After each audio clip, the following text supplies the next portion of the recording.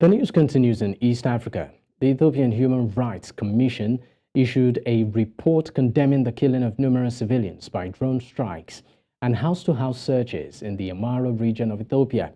The report documented several incidents of extrajudicial killings, injuries, displacement, and property destruction by the government security forces and state militia. The report stated that government forces targeted civilians suspected of being associated with FANO, Amara's nationalist militia that opposes the federal government's attempt to disband Amara special forces. The reports further said the war was a genocide and ethnic cleansing against the people of Amara. Of course, joining me on the news right now to shed more light on this is Dr. Sanat Sene, Director, Genocide Prevention in Ethiopia, GPE. Thank you so much for your time. Thank you for having me.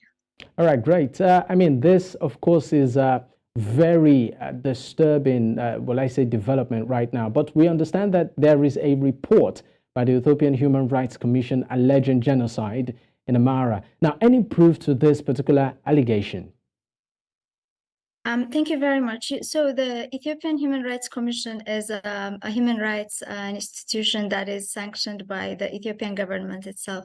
It's after huge pressure, both because of advocates human rights and in general the diaspora abroad, and because of the dissatisfaction within the country, that they're actually forced to report on this.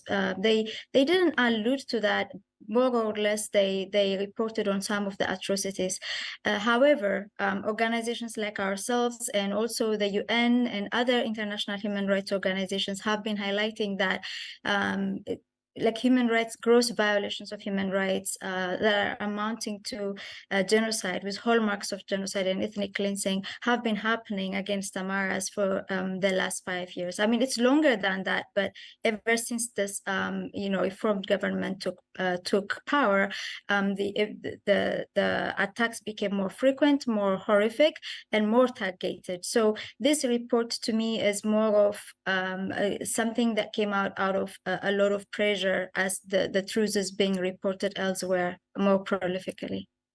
Now, what do you suspect could be the reason behind the killings?